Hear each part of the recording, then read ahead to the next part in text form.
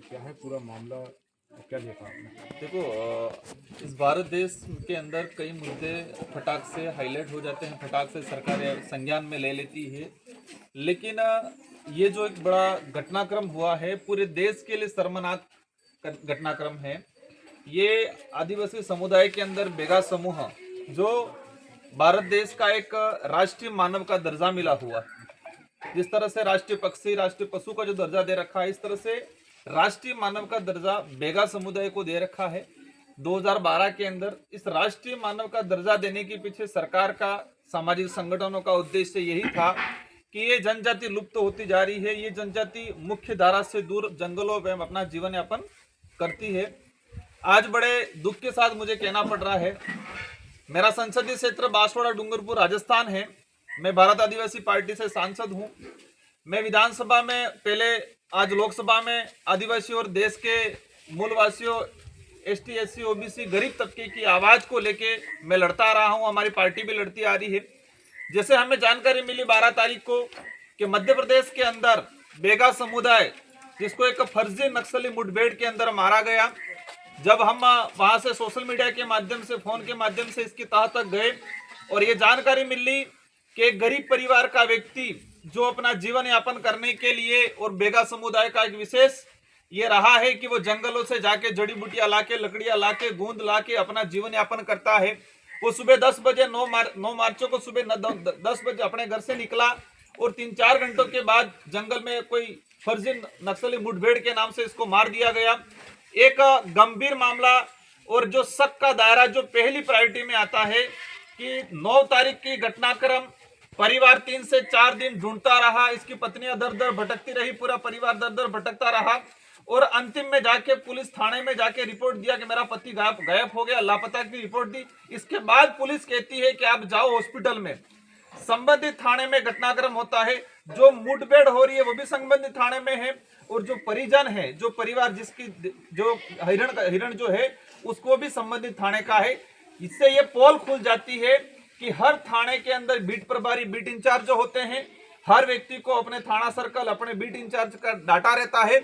4 दिन तक संबंधित थाने को यही नहीं पता चला कि आदमी हमारे थाने सर्कल का है कि नहीं है। नहीं पुलिस ने आगे से इसका कोई पर्चा या इसका फोटो वायरल किया कि ये व्यक्ति कौन है। इससे ये पता चल जाता है कि ये सारा का सारा फर्जी मुठभेड़ था।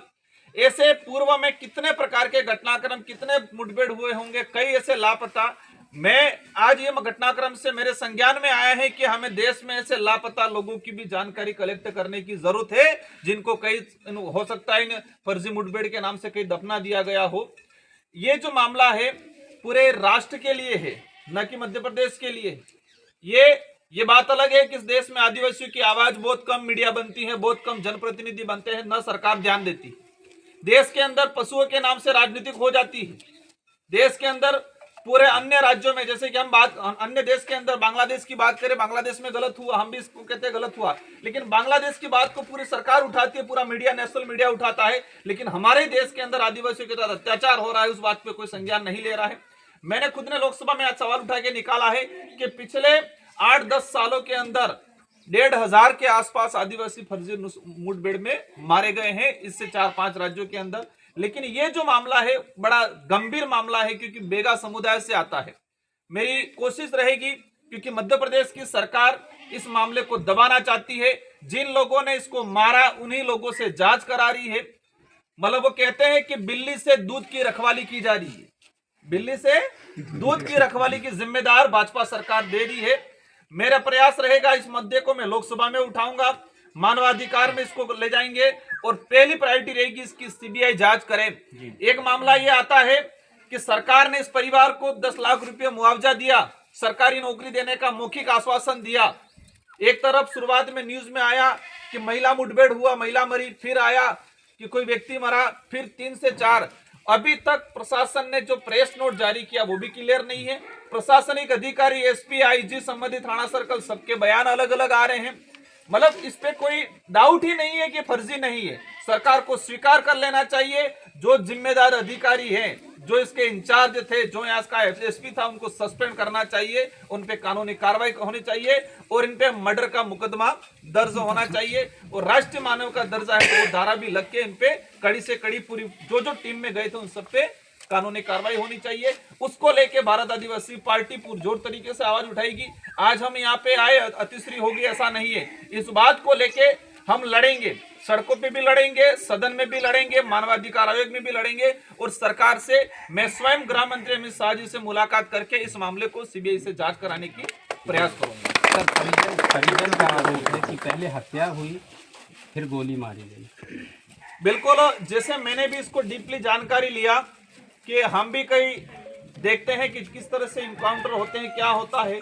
जब भी कोई मुठभेड़ होता है, आमने सामने फायरिंग होती है तो दोनों में टकराव होता है, जोरदार तरीके से आदमी भागने की कोशिश करता है, भागने के बाद उसको गोली लगती है तो किस तरीके से गिरता है वो अलग व्यू होता है।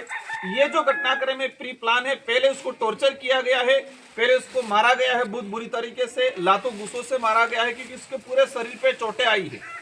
जो दूर से फायरिंग हुई, क्योंकि मीडिया में एक वीडियो आया था जो शायद पुलिस प्रशासन ने वायरल किया था कि दूर लाश पड़ी है, दिखाई दे रही है लेकिन उसके पास जा नहीं रही, इतनी दूरी है।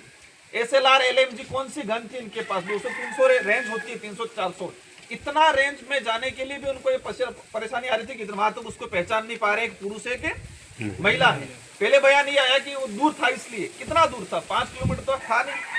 तो ये एक संज्ञान लेने की जरूरत है और सारे शरीर पे इसके मतलब वो कहते हैं लातों गुस्से के निशान है। इसकी गर्दन भी हल्की मरोड़ी गई लग रही है, इसके चेहरे पे लग रहा है कि जो जूते से उसको मारा गया है, उसको टॉर्चर करके उसको लगा या तो वो मर गया, मरने के बाद उनको लगा कि इसको गोली मारी जाए ताकि इसको फर्जी इनकाउंटर शो किया जाए। ये प्री प्लान हुआ है, क्लियर दिख रहा है कि फर्जी मुठभेड़ है। बस